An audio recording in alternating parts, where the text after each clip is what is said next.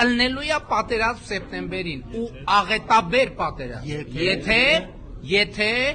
քաղաքացիական պայմանագիր կուսակցությունը սահմանադրական մեծամասնություն չեմ ասում ընտրություններում հաղթի։ Ոնց ուզում եք Այո, սա շանտաժ է, ես կանվանեի շատ կոպիտ, շատ պրիմիտիվ շանտաժ։ Շանտաժ կա, ես այդտեղ շանտաժի էլեմենտ տեսնում եմ, ոչ։ Ինչու ենք անում, լավ ենք անում։ Քաղաքացիներին վախեցնում, շանտաժի է ենթարկում Փաշինյանը։ Ասում է արյունալի պատերազմ է լինելու սեպտեմբերին, թե ինչ գիտի, կանդրադառնանք։ Մինչ այդ լսենք քաղաքացիներին։ Հավատում են Փաշինյանի խաղաղությանը։ Փաշինյանի վերած խաղաղությանը հավատում եք։ Այս կինը գլուխը թափահարում, Չէ։ տղամարդը բառերով հաստատում, իսկ մշակութային գործիչ Վահե Բեգոյանը, որին պատահական հանդիպեցինք փողոցում, հստակ գնահատական է տալիս։ Պետք է առնվազն հոգեկան հիվանդ լինել դրան հավատալու համար։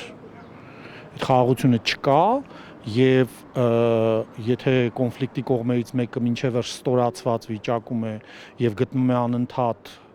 շանտաժի տակ եւ ինչպես ինքը Նիկոլը հիմա իր մնալը կարևորում է նրանով, որ հանկարծ պատերազմ չսկսվի,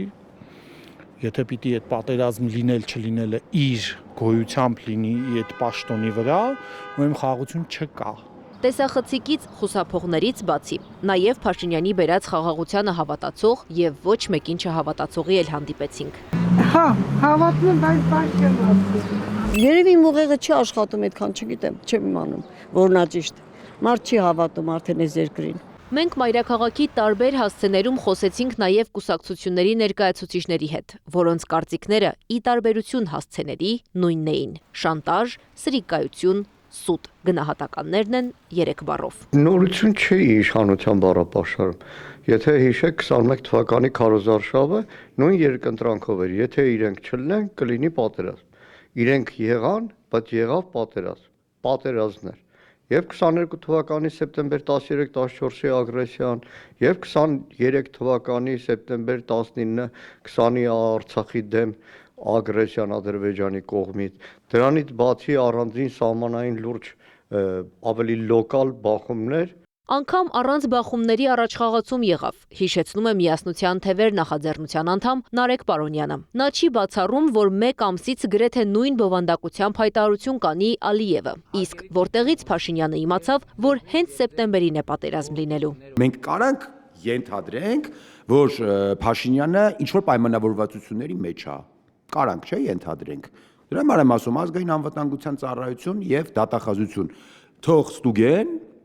հասկանան, այս մարդը որտեղից գիտի։ Ժամկետը վարչապետը պայմանական է ասել, Արարատ Միրզոյանն է կարծում։ Ասել նկատի ունի ընտրությունից կարճ ժամանակ անց, իսկ որ այդպիսի հեռանկար կարա լինի, միանշանակ է։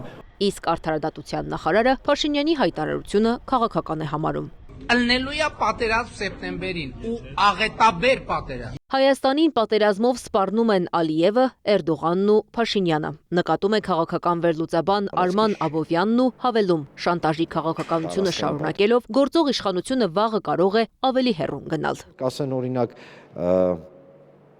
եթե Հայաստանի տարածքում օրինակ չձևավորվի մշակութային օրինակ միավոր անունը Արևմտյան Ադրբեջանը կսկսի պատերազմ, կամ եթե ցեղասպանության թանգարանը չփակվի, կլինի պատերազմ, եթե մենք մեր անձնագրերում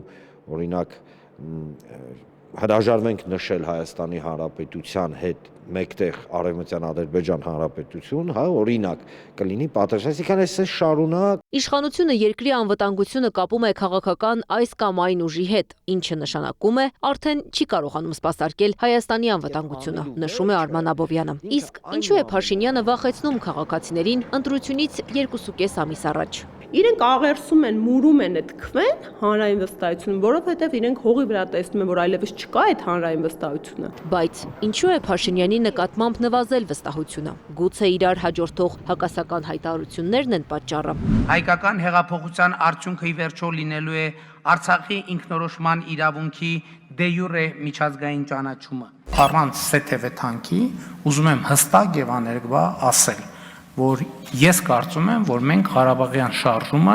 չպետք է շարունակենք։ կամ գուցե այս հայտարարությունների համար։ Եկել եք տատիկ պապիկներին մտածող եք դարե, որ իրանք հաց առեն։ Այդ տատիկ պապիկները 100,000 դրամներով նիսյաներ ունեն իրանք խանութներում։ Փողը տվեք այդ մարդկանց, թող գնան իրանք նիսյաները պակեն։ Ինչա դժվար թոշակը բարձրացներ, հարգելի գործընկերներ։ Մի պատճառը, որովհետև կենսաթոշակառուների թիվը շատ մեծ է, թե մենք օրինակ վերցնենք եւ 20,000 դրամով բարձրացնենք թոշակը,